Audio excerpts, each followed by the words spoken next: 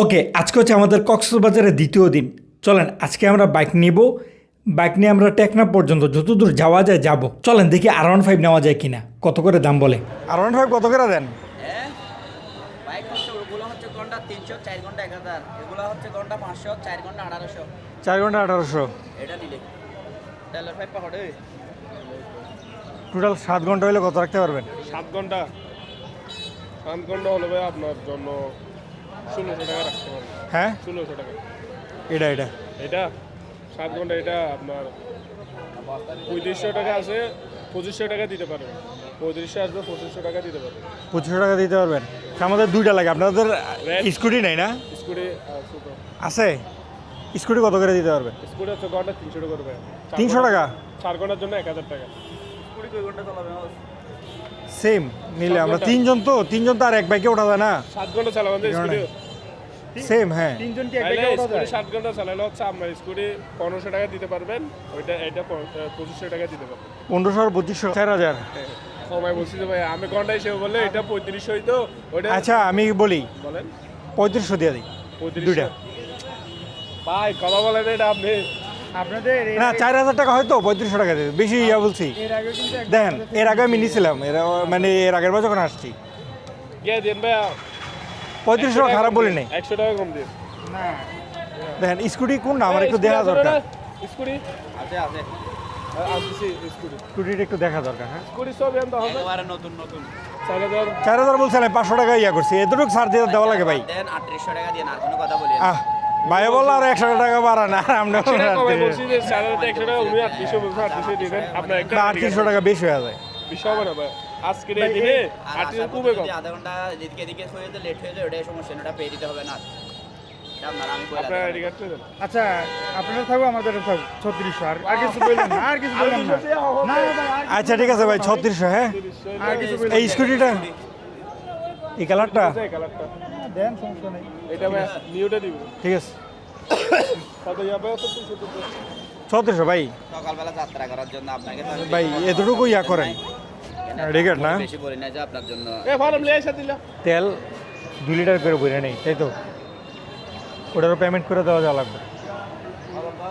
আচ্ছা তেল 2 লিটার করে ভরে দিতে পারবেন না এখন? অবশ্যই দিতে পারবো। তেল এখানে আপনার কত করে ধরেন? 10 লিটার আছে তেলের আপনি কোনো যত লিটার বলবেন তত লিটার এখান থেকে পড়ে দিবেন, কারণ হচ্ছে যাবেন আপনার ওই হিসাবে তেলটা লাগবে। দাম হচ্ছে ভাই আর বেশি দূর যাবো না, কতটুকু যাবে? মাইলেজটা কেমন যাবে?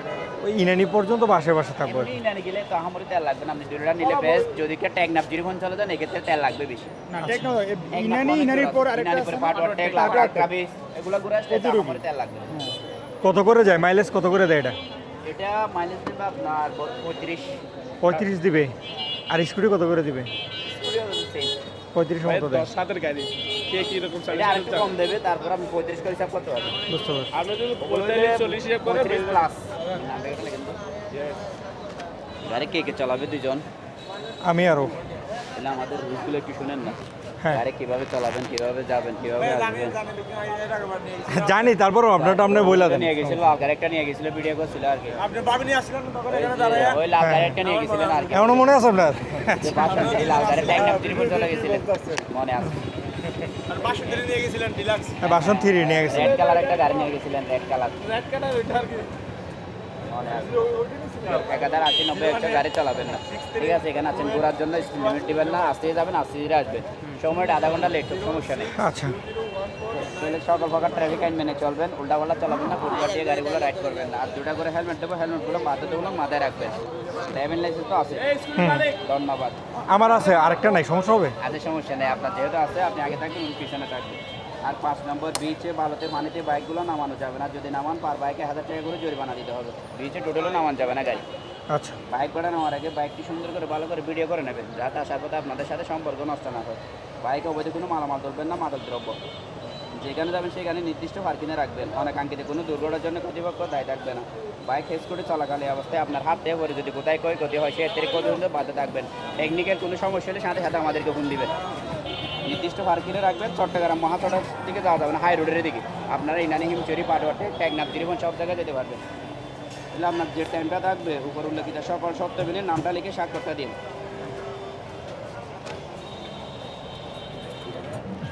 আমাদের কলটা রিসিভ করবেন সবাই, ঠিক আছে? একটু দয়া করে কলটা রিসিভ আর আমরা ফোন দিলে কলগুলো একটু রিসিভ করি, আর আচ্ছা, কোথায় আচ্ছা। অবজেকশন বসে কোথায় কি বসে আমরা আগে থেকে আপনাদেরকে একটু ফোন দিলে আমাদের ফোনগুলো একটু রিসিভ করি। আচ্ছা ইয়া হয় গাড়িটা হালকা বাইর করেন, জানি ভিডিও করি লোক। আশা করি পারবো।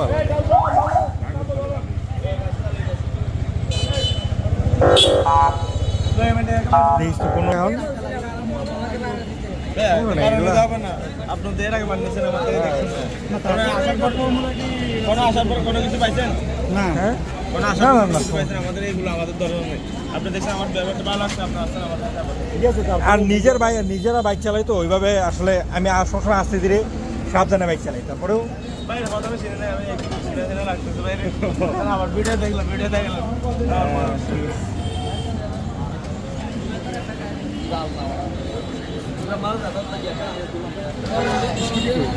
স্কুটি আস্তে আস্তে আসুক। প্লাস আমি আজ 2 মাস হয়েছে গাড়ি নিয়েছি, এটা 2 মাস হয়েছে। 24 চলছে।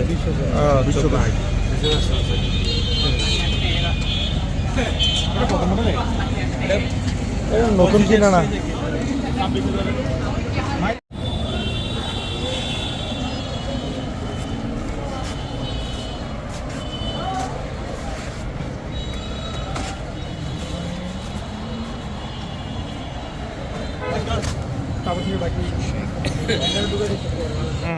টেকনাফের আশেপাশে যাবো, ওইদিকে যাবো, কিন্তু ওইদিকে মাঝে মাঝে আপনি তো এখনো কোনো আঁকা বাঁকা রুট না, ঠিক আছে? আপনি দেখতে সামনে পুলিশ, হুম আপনি দাঁড়িয়ে গেলেন, যে সময় নষ্ট হবে এই সময় আমি বাড়াই দেবো আপনাকে, ঠিক আছে? আমার কথা একটু ভালো লাগছে তো, যে সময় নষ্ট হবে এই সময় আমি বাড়াই দেবো আপনাদেরকে। গতকালকে আসার সময় দেখছিলাম আপনার এই বেলির মোড়ে হ্যাঁ ওদিকে নিসর্গের সামনে ওদিকে পুলিশের গাড়ি ছিল ধরছে। হ্যাঁ, আমরা এটাই করি, আমরা যাই আপনাদের কি গাড়ি কল দেবো, তাহলে আমি দাঁড় করাবো আপনাদেরকে, দাঁড় করে পুলিশ যখন চলে যাবে আপনারা চলে আসবেন তখন। আচ্ছা ঠিক আছে। কিসের জন্য ভাই? আমি 1500 টাকা ভাড়া দিয়ে আমার 5000 টাকা মামলা গেলে আমার আরগুলো বহন করতে হবে আমার থেকে।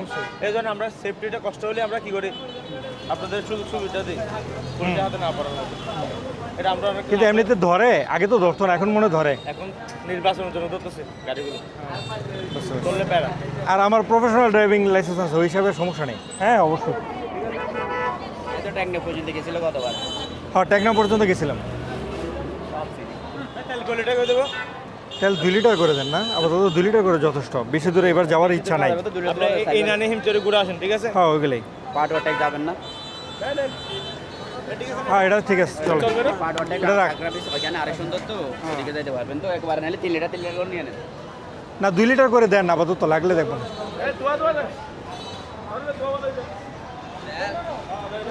কত হইতেছে আমাদের তেল? আচ্ছা, হ্যাঁ তেল সহ কত হইতেছে ওইটা? তেল ওইটা নেই দেখি। তেল কত করে ধরতেছেন? তেল হচ্ছে আমরা বিক্রি করি না, আমার একবার বিক্রি করে 140 করে তেল কোরিটা দেবে। তেল হচ্ছে 4 লিটার। টোটাল হচ্ছে 4360, তেল 560, ওখানে 4360। ওটা 3800 ধরবেন? ওটা কম ধরেন ভাই, এটা ও তো লাস্ট 3600 বলছিল। সময়টা না না 100 টাকা কমা দিতে বলছিল, তাহলে ওখানে আচ্ছা যান 3600 ধরেন। এখন ওটা 3600 আর 3700, আর ওটা কত আসে? 3700 যোগ 560 ধরেন। 3700 যোগ 560, তেলের টাকাটা আলাদা আমাদের, না তেলের টাকা অন্যজনের। সমস্যা নেই, আপনি 4260 একবারে রেখে দেন। তারপরে 1 2 3 4 একটু ভাঙায় দেন।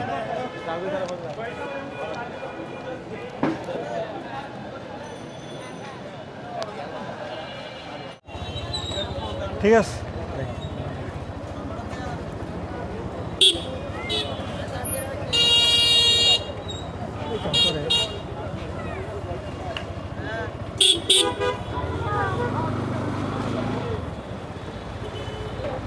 খাইছে রে, কেমন রে লাগে প্রথম তো। আসলে R15 কক্সবাজারে খুব লিমিটেড, মানে R15 ভার্সন 4টা আমার জানা মতে পুরো কক্সবাজারে খুঁজলে 8-10টার বেশি মনে হয় না যে পাওয়া যাবে, তার এগুলা ভাড়া দেয়। বেশিরভাগই হচ্ছে ভার্সন 2, ভার্সন 3, আর হচ্ছে জিক্সারের কিছু বাইক আছে, আর সব হচ্ছে স্কুটার। R15 খুবই কম পাওয়া যায়, যার কারণে R15 এর ডিমান্ডটা অনেক ভালো থাকে। এখন আমরা এক জায়গাতে কথা বলে এখান থেকে নিয়ে নিছি, কারণ আমরা যদি আবার সামনে যাই সেখানে আমরা R15 পাবো কিনা না পাবো, এখন ইচ্ছা ছিল সেই কারণে নিয়ে নিছি। আপনি অবশ্যই বাইক নেওয়ার ক্ষেত্রে যদি আরেকটু ঘোরাঘুরি করেন এবং আরও দামাদামি করে নেওয়ার চেষ্টা করেন, তাহলে আরও অনেক কম দামে নিতে পারবেন। তবে এটা যেহেতু মোটামুটি সিজনে চলতেছিল, সে তো সিজনের প্রাইস একটু ভিন্ন থাকে। সিজনের বাইরে আসলে আপনি তুলনামূলক আরেকটু কম দামে নিতে পারবেন যদি আপনি আরেকটু ভালোভাবে ঘোরাঘুরি করেন এবং ভালোভাবে দামাদামি করেন। আমাদের এগুলো মোটামুটি বেশি হয়ে গেছে। যেমন R15টা পড়ছে হচ্ছে 7 থেকে 8 ঘন্টার জন্য। তারা বলছে যে যদি আপনার আধা ঘন্টা 1 ঘন্টা বেশিও সময় লাগে সমস্যা নেই, তার মানে আমরা 8 ঘন্টা ধরে নিতে পারি। প্রায় 315-20 এমন করে পড়ছে। এখন আপনি যদি কখনো R15 নিয়ে থাকেন তাহলে অবশ্যই আপনি আমাদেরকে কমেন্ট করে জানাই দিন যে দামটা আসলে বেশি হইল কিনা। আমার কাছে মনে হইতেছে একটু বেশি। আবার 7 লাখ টাকার একটা গাড়ি, সেটার প্রাইসটা একটু হাই থাকবে, এটা অনেকটা স্বাভাবিক। এবং স্কুটির ক্ষেত্রে 200 টাকার কাছাকাছি পড়ছে, মানে 200 টাকার কমই পড়ছে। আর এখানে তো তেল আমাদের নিজেদেরই 2 লিটার করে ভরে নিচ্ছি। যদি লাগে তাহলে আমরা পরে ভরবো, সমস্যা নেই। আমরা তেল কিনা রাখা দেবো, যদি লাগে তাহলে ভরবো, আর না হয় পরে তাদের কাছে বিক্রি করে দেবো, সমস্যা নেই। আমি যখন আগেরবার আসছিলাম তখন হিমছড়ির এই রাস্তাটাতে কাজ চলতেছিল। এখন রাস্তাটা বেশ ফ্রেশ, তবে হিমছড়ির পর থেকে কাজ চলতেছে। সামনে আরও কি কাজ করতেছে কিনা কে জানে। চলেন আমরা এই জায়গাতে ঘুরে একটু জায়গা পাইছি, আমরা এখানে বাইকটা পার্কিং করে তারপরে আমরা একটু ঘুরে আসি এবং কিছু ফটোশ্যুটের কাজ আছে সেগুলো করে আসবো। 50 টাকা করে মোবাইল নাম্বার 0192, আরেকটা লেখেন হচ্ছে আরিফ। তোর নাম্বারটা কত রে? নাম্বার বললে আমারটা বললে হবে 0192। হেলমেট এভাবে রাখা গেলাম, হ্যাঁ একটু খেয়াল রাখেন। যাওয়ার পথে টোকেনটা দিয়ে যেত। হ্যাঁ যাওয়ার পথে টোকেন দিয়ে যেত। ঠিক আছে, ওকে। চাবি লইলিস? তুমি তো সবাইকে দিচ্ছ যে আমাকে একটা গিফট করো। আমি এখানে ঘুরতে আসছি যে আমাকে একটা গিফট করো। হ্যাঁ আমাকে তো সুন্দর লাগছে মনে হয় যে। হ্যাঁ আমাকে একটা গিফট করো, আমি একটু পড়ি। হ্যাঁ ওকে, আমরা ঘোরাঘুরি শেষ করে ফটোশ্যুট করে আবার আমরা বের হইতেছি। পার্কিং অবশ্যই নির্দিষ্ট স্থানে এবং সেফ জায়গাতে রাখবেন। ধরেন আপনি কোথাও পার্কিং করে রেখে গেলেন, কেউ যদি একটা দাগ দেয়, সেই দাগের জন্য কিন্তু তারা আপনার কাছ থেকে ভালো একটা ফাইন রাখতে পারবে। যাই হোক, আমরা এই ব্রিজ পর্যন্ত চলে আসছি। এই ব্রিজ পর্যন্ত মোটামুটি রাস্তাগুলো ঠিকঠাক আছে। এই ব্রিজের পরে মনে হয় কাজ চলতেছে। ব্রিজটা কিন্তু বেশ সুন্দর এবং এই নদীতে একটা রাইড হয়েছে, ছোট নৌকাগুলো দিয়ে রাইড করা যায়। আপনারা যদি চান এখানে এই নদীতে নৌকার রাইডগুলো করতে পারেন। যাই হোক, ব্রিজ থেকে নামার পর থেকেই এই যে দেখেন রাস্তার অবস্থা, তারপর থেকে বিশাল একটা লম্বা রাস্তা এই বেহাল অবস্থায় যাবে। তবে এক সাইড ঠিক রেখে এক সাইডে কাজ করে, এক লাইনে ডাবল গাড়িগুলো চলে, একটু সাবধানে গাড়ি চালাবেন। যাই হোক, এখানে যেহেতু বিপরীত সাইডে কাজ চলতেছে, আমরা এখানে মনে হয় না থামতে পারবো। এখানে তারা ব্রেকেট দিয়ে কাজ করতেছে, বাইক আমাদের ওই পাশে পার্কিং করার অপশন নাই। যাই হোক, আমরা যাই সামনের ভালো একটা কোনো বিচে আমরা থামার চেষ্টা করব এবং আমাদের যেহেতু টুকটাক ফটোশ্যুটের কাজ আছে তারা ফের আমরা সেই জায়গাগুলোতে ফটোশ্যুট করব। রাস্তার মারাত্মক বেহাল অবস্থা এবং ধুলা বালি সব কিছু মিলে একটু বাজে অবস্থায়। আসলে আমি FZ ভার্সন 2টা চালাই প্রায় 2 বছর প্লাস হয়ে গেছে, তবে এখনও পর্যন্ত আমার R15 চালানো হয় নাই। এই কারণে আসলে একটু শখ করে R15টা নিলাম, মজাই লাগতেছে। তবে অনেকটা কাজ হয়ে চালাইতে হয়, ভিডিওতে বোঝা যায় না, কিন্তু নর্মালি যখন আমরা ভার্সন 2 চালাই সেই হিসাবে R15 অনেক শুয়ে চালানো লাগে, যেটা এমনিতে ভাবের ক্ষেত্রে তো মজা লাগে কিন্তু কিছুটা কষ্টকর।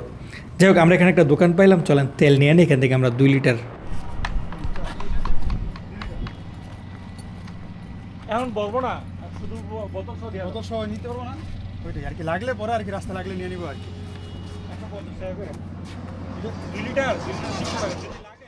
2 লিটারের তেল নিয়ে নিই, যদি আমাদের লাগে তাহলে 1 লিটার 1 লিটার করে ভরে নেব। তাদের কাছ থেকে আমরা বোতলে নিয়ে নিলাম একবারে। লিটার কি 150 করে রাখছো? আরে ভাই ভিডিও করা কি আছে? না ভাই, আমরা ব্লগার, মাইন্ড করছো? না না এটা পুলিশের কাছে দিয়ে দিবি।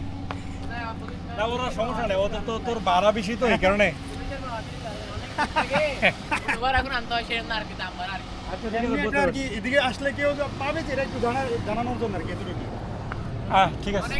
তারা বাইক দেওয়ার সময় বলল এই R15 নাকি 35 যায়। আমি তো শুনছি 45 থেকে 50 পর্যন্ত যায় বা 50 প্লাসও যায়। আর স্কুটি তো আরও বেশি যাওয়ার কথা, সে বলতেছে স্কুটিও নাকি 35 যায়। এখানে আমরা 2 লিটার করে ভরে নিচ্ছি, সে বলছিল আরও ভরে দিই। আমি বলছি দরকার নেই, যদি লাগে আমরা ভরে নিব। এখন তারা যখন সকালে বাইকটা ভাড়া দেওয়ার জন্য ওঠায় তখন কিন্তু তারা অবশ্যই তাদের ট্যাঙ্কিগুলো ফাঁকা করে নেয়। তারা আপনাকে তেল গাড়িতে রাইখা কখনোই ভাড়া দিবে না, এটা সম্ভবই না। কারণ তারা এখানে কিন্তু একটা ভালো তেলের ব্যবসাও করে। কারণ হচ্ছে ইয়ামা বাইকগুলোতে তেল থাকা সত্ত্বেও অনেক সময় ইন্ডিকেটর লাফায়, স্কুটির ক্ষেত্রে অনেক ক্ষেত্রে এই সমস্যাটা দেয়। এই কারণে তেল সাধারণত রিজার্ভে রেখে যখন শেষ হবে তখন প্রয়োজন মতো আবার ভরে নিলেন, বাকিটুকু নিজের কাছে বোতলে রাখা দেন। আমরা সেই চিন্তা করে বোতলে নিছি, যদি তেল একেবারে শেষ হয়ে যায় তখন আমরা ভরে নিব। এছাড়া আজকে তো আমরা তেল ভরতেছি না। যাই হোক, এই মেরিন ড্রাইভ রুটটা আসলে ড্রাইভিং করে খুবই মজা। তবে এখন রাস্তার কাজ যেহেতু একটা লম্বা জায়গা ধরে চলতেছিল, সেহেতু একটু খারাপ লাগতেছিল। এখন রাস্তা আবার ঠিক আছে। এখানে আমি গাড়ি আসলে 70-এর উপরে উঠাই নাই, তবে আপনি 70 থেকে 80 ইজিলি উঠাইতে পারবেন। সেক্ষেত্রে তারা আসলে কিছু বলে না, তবে সাবধানতার সাথে গাড়ি চালানো ভালো। যেহেতু এখানে এক লেনে গাড়ি চলে, সেহেতু ওভারটেকিং করা অথবা খুব বেশি স্পিড রাখাটা অনেক ক্ষেত্রে কিন্তু আপনার জন্য রিস্ক হতে পারে। এবং রাস্তার মাঝখানে অনেক জায়গায় ছোট ছোট গর্ত আছে, এবং স্পিড যদি 70-এর নিচে থাকে সেক্ষেত্রে কিন্তু ইয়ামাহা বাইকগুলা ইকো মোডে থাকে, যার কারণে আপনার তেলও টুকটাক সাশ্রয়ী হয়। যাই হোক, আমরা অনেক দূর চলে আসছি। আজকে আমরা টেকনাফ পর্যন্ত যাব না, এখানে আমরা টুকটাক ফটোশ্যুট করে তারপরে আমরা আবার রওনা হব। মোটামুটি 2:30 থেকে 3টা বাজে গেছে।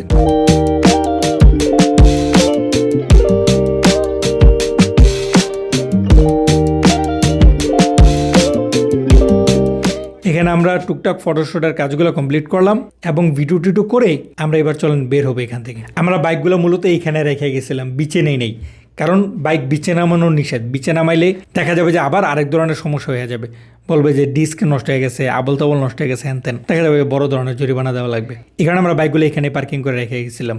এবং আমরা এখানে দুপুরের খাবারটা খাই নাই। এখানে তেমন একটা ভালো রেস্টুরেন্ট নাই। এখানে টুকটাক ছোটোখাটো যে রেস্টুরেন্টগুলো পাওয়া যায় এগুলো মূলত স্থানীয়দের জন্য হয়ে থাকে, ট্যুরিস্টরা এগুলোতে তেমন একটা বসে না। যার কারণে আমাদের কাছে এমনিতেও মনে হয়েছে যে তাদের কাছে ফ্রেশ খাবার তেমন একটা নাও থাকতে পারে, কারণ তেমন একটা চলে না। এই কারণে আমরা আপাতত কেক বিস্কুট এগুলো খাওয়া দাওয়া করলাম, সাথে ছানাপানাগুলোরও খাওয়াইলাম। এবার চলেন আমরা বের হবো এখান থেকে।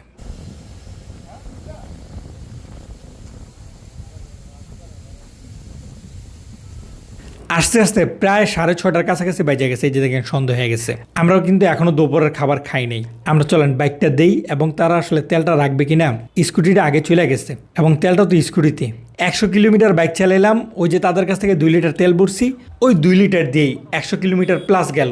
আমার জানার মতে তারা তো বাইকে তেল রাখবেই না। সুতরাং আপনি যদি 70-এর নিচে রেখে বাইক চালান তাহলে ইয়ামাহা বাইকগুলা 45 থেকে 50 খুব ইজিলি কাভার করা যায়। আয়সা দেখি তারা নাকি তেল রাখবে না, বলতেছে যে তেল কিনে সে নাই। এর আগে আমি আরেক জায়গায় আসার সময় বলছিলাম তারাও তেল রাখবে না। এ কি মুসিবত, তারা তেল বিক্রি করে কিন্তু তেল রাখে না। কি আর করা যাবে, তেল যেহেতু রাখবে না। আমরা আগামীকাল সকালে এখান থেকে বের হব। আমরা এই তেল বহন করে নিতেও পারবো না, কারণ কক্সবাজার থেকে ঢাকাতে যাওয়ার সময় গাড়িগুলো 3-4 বার চেক করা হয়। কিরে তেল রেটে কি? হ্যাঁ, ওনারা নাকি তেল নিবে না, তেল নেই না। ভাই অল্প ইয়ে করে রেখে দেন, এটা তো না ফালাইতে পারবো না, কিছু করতে পারবো। 1 লিটার হিসাবেও রেখে দেন। আমার নাই যে লোক নাই যে নেই, আমি তেল নেই। যদি একবার পুলিশ আপনার কাছে অকটেন পায় তাহলে আপনি সোজা জেলখানায় চলে যাবেন। এই অকটেন বোতলে বহন করা কিন্তু মারাত্মক আকারে নিষেধ। এই কারণে কিছু করার নাই, আমরা তাদেরকে আপাতত এমনিতেই দিয়ে গেলাম।